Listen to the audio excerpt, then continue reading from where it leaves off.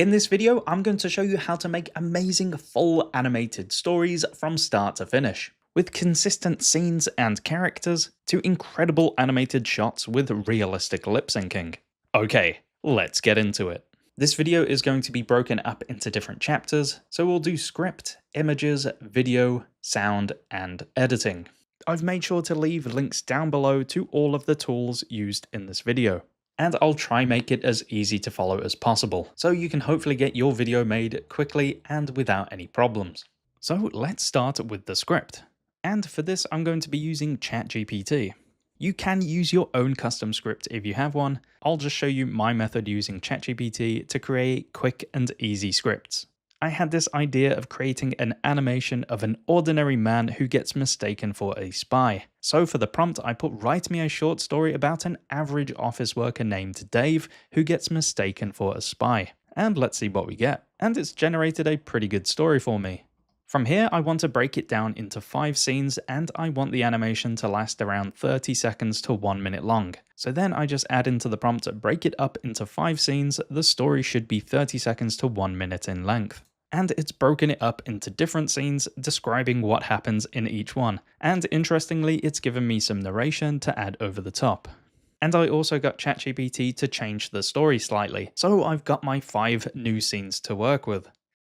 The amazing thing with ChatGPT is that you can go as simple or as advanced as you want. So if scene 1 isn't quite what you were looking for, you can just say write me an alternative for scene 1, or just give it some guidance on what you're looking for.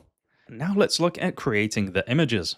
You can ask to create different characters and name them how you want. So I've put into the prompt, create an image for the Dave character in Pixar CGI style, landscape aspect ratio. You can choose any style you want, but for this story I wanted it to have that Pixar look to it.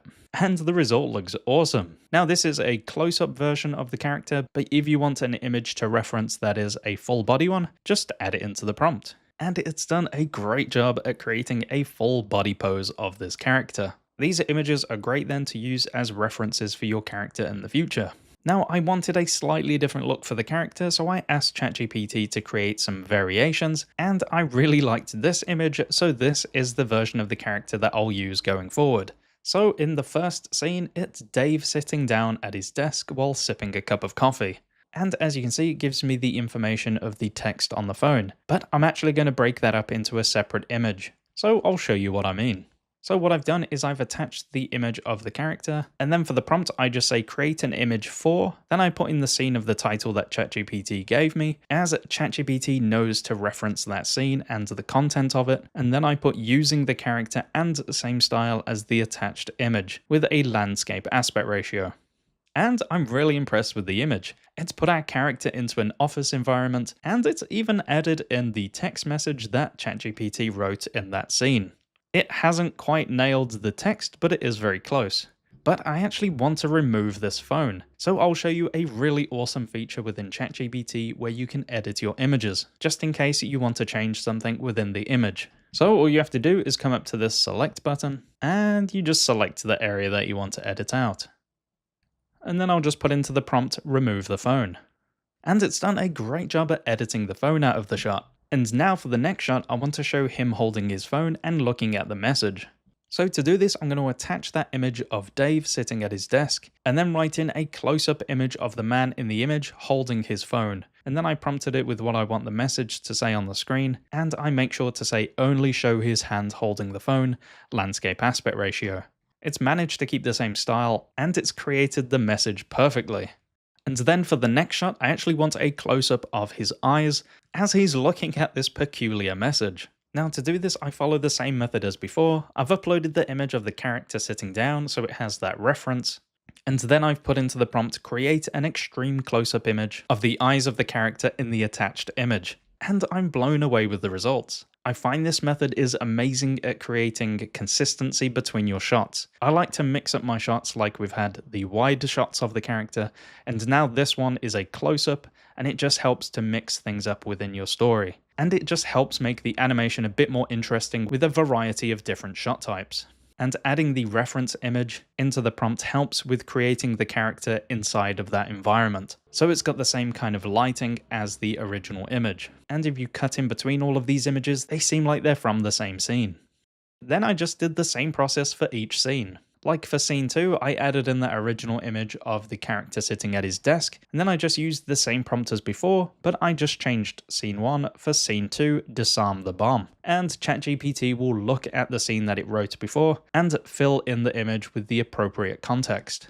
And it gave me this awesome image of the character thinking that he's disarming the bomb, which in his case is just a burnt toast. And it's done a great job at keeping the same visual style and keeping the character consistent. Now, you may have to steer ChatGPT in the right direction sometimes. As for the third image, I didn't give it a reference image, I just gave it this prompt. Now the image looks really good, don't get me wrong, but you can tell that the visual style has changed slightly from a kind of 3D Pixar look to a more 2D illustration look.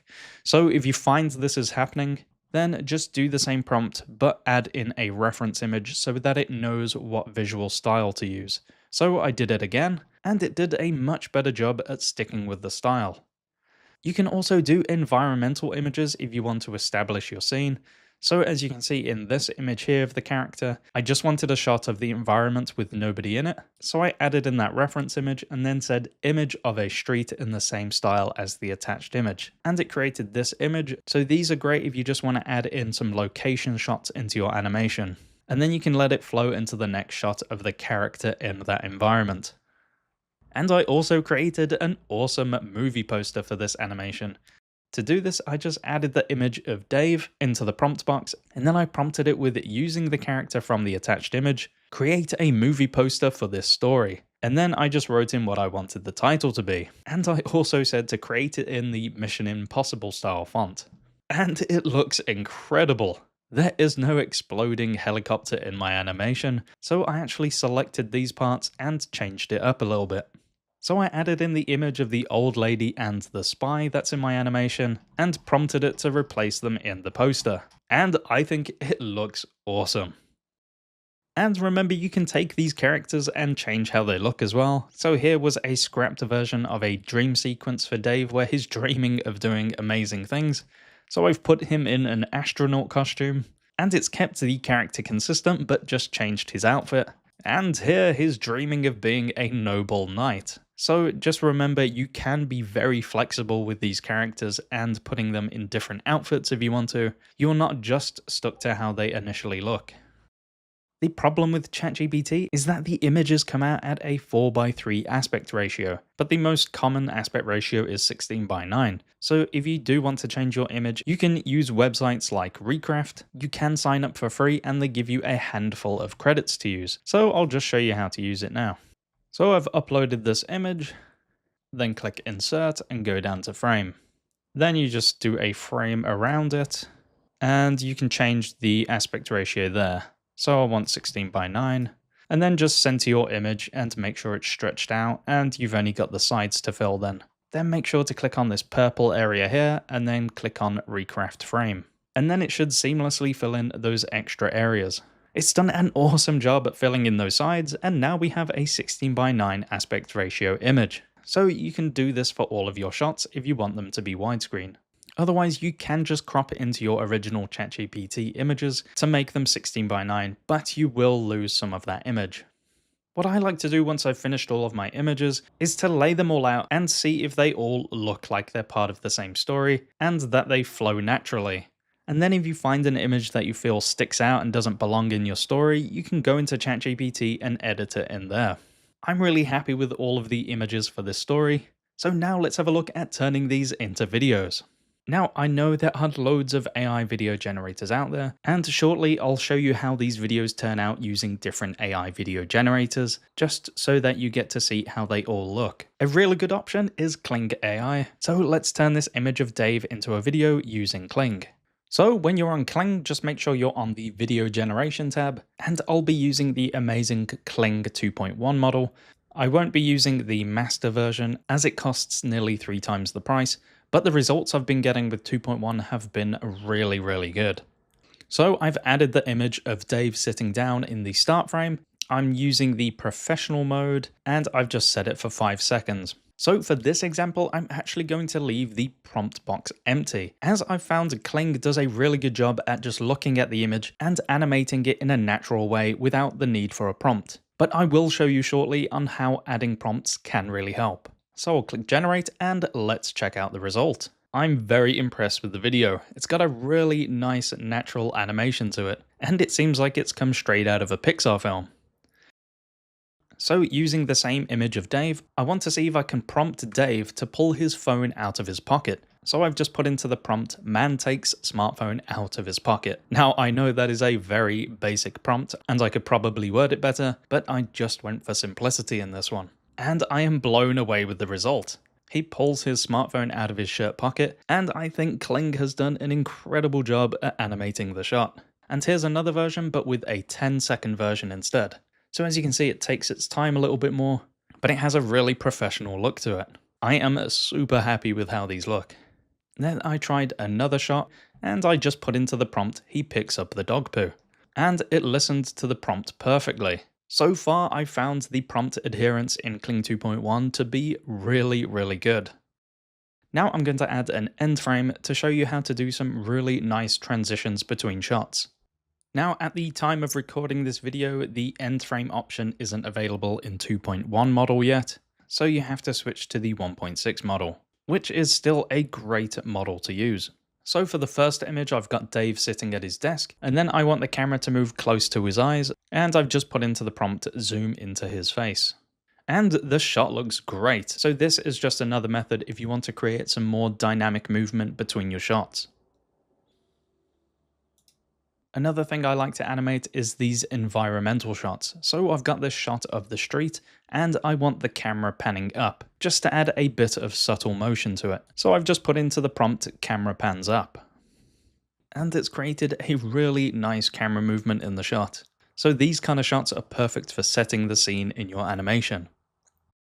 So here's a look at different AI video generators using the same image and the same prompt. Now, while they all look okay, I still think Kling 2.1 is the better looking video. If you do want to test out different video generators, then I would highly recommend using a website like OpenArt, as they provide a ton of different video generators all from one website. And they do have Kling 2.1. If you do want to check this out, then I've left a link to it down below. Now let's have a look at creating the voices and lip syncing for the characters. To create my voices for the characters, I use 11 Labs.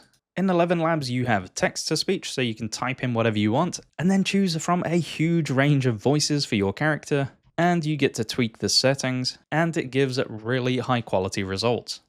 Are they sure they have the right Dave? Or you can record your own voice if you want to control how you want the character to speak, and then use 11 Labs voice changer to turn it into different characters. So here's an example. Hello, this is a test to see how I sound. How do I sound? Hello, this is a test to see how I sound. How do I sound? Now for lip syncing, Kling AI does have lip syncing built into their website. So let's check out an example. Now all you have to do is click on lip sync, and then you can type in whatever you want your character to say, or you can upload, say, a clip from 11 Labs that you've created, upload it into here, and it will sync the lips with the audio. So I'll show you a result from text-to-speech and one from the uploaded 11 Labs audio. With text-to-speech, you get to pick from a variety of different voices, and then you can change things like the speech rate, and what's really nice is you can change the emotion as well. So this is what the video looks like with a text-to-speech lip sync. Well, this day isn't going as planned. And I think it works really well actually, especially with the character lifting the mug up, it still manages to do a natural animation on the mouth. And here's a version with an 11 Labs voice. Are they sure they have the right Dave? Another method which gives incredible facial animations is Hedra. So with Hedra, you just give it a start frame, and then you can give it a text speech or upload your own audio, and it creates some really nice animated videos from it. Are they sure they have the right Dave? But the only problem is the character is the only thing that's animated, and the background is quite static normally. So this is a great option if your character is still most of the time, but if there's a lot of movement in your shots, I probably wouldn't use this. My favorite method for creating lip syncing and facial animation on your characters is using Runway's Act 1 feature. With Act 1, you use your own facial performance, which then controls how your character looks. So here's an example. So from the home page, just click on Generate Video, then make sure you use Gen 3 Alpha or Gen 3 Alpha Turbo, and come down to the Act 1 tab. So I just filmed myself saying this line that I want the character to say, "Target eliminated." So you add your facial performance video at the top here, and then down below, if you come to custom, you add in the video that you want to put the animation onto. So I've just put in the video of Dave with the smoking toaster, and you can set the strength of the motion intensity. Now, I find this doesn't really do much, even if you put it from 1 all the way to 5. I normally keep it around 4. So let's check out the video. Target eliminated. Target eliminated. I am really happy with how that turned out. And as you can see, it creates a really nice and natural facial animation, and you get to control how it looks. And then from here, you can take the audio from this video, put it into 11 Labs, and use their voice changing software to change your voice into a different character's voice. Target eliminated. So I actually went through all of my animated videos and used Act 1 to do my lip syncing for the character, and then changed the voice using 11 Labs. For the music in my animation, I used Udio, but you can use other ones like Suno, and Refusion is really good as well, as they have a free plan that you can play around with. Make sure to play around with different prompts in the music, as for this one I went for a spy-themed music prompt. And I'm really happy with what it created, and I feel like it fits the animation perfectly.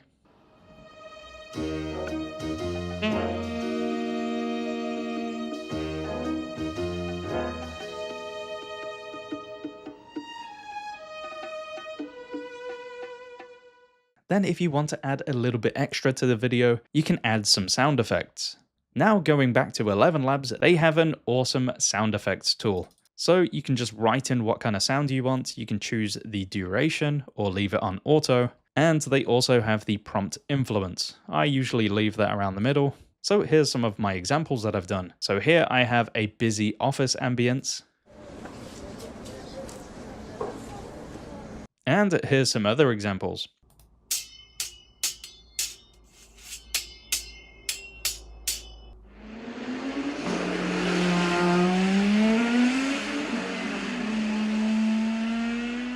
I found all of them to be really high quality. It's really handy to do all the voice work and sound effects from one website. So I would highly recommend testing this out. Now we've gone through and added the voices to our characters, now let's have a look at editing. If you're using a preferred video editor, then go ahead with that. But for this example, I'll show you how to quickly make a basic edit using CapCut's free video editor. So I'm on CapCut's online video editor, then I'll just click on New Video. Then just drag in your video and audio files. So I've just added a few of the clips into the timeline, and I've got my background music as well there. Now, if you listen to the music and you want it to be quieter, just click on the music track, go to basic, and then change the volume from here. One man receives a call that will change everything. The world needs saving. Are they sure they have the right Dave? Okay, so I'm happy with how that's looking, and if you want to add transitions between the shots, then you can do that from this tab here. So make sure to test out the transitions to find the one that suits your animation. And it's really easy to adjust your clips as well, so if you want to make a clip shorter, just make sure to drag in from the end that you want to edit. And if you want to put a cut into the shot, then just click on Split Scene. And if you have audio attached to that video file, just right click it and then click on Separate Audio, and you'll see the audio is down here, so then you can adjust the volume and then you can edit that audio from there. So I'm going to go ahead and add in the rest of the shots, and then we can see the finished video. Okay, so I finished editing that video, and let's check it out. In a world where ordinary meets extraordinary, one man receives a call that will change everything.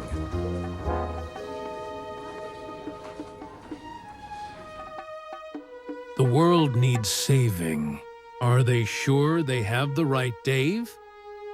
Disarm the bomb? Oh no! Target eliminated. Save the hostages? Oh, thank you, dear. No problem. Just doing my job.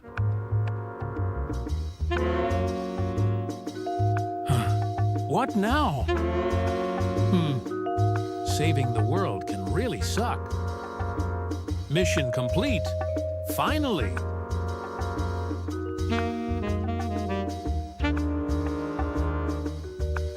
Wrong, Dave. Seriously.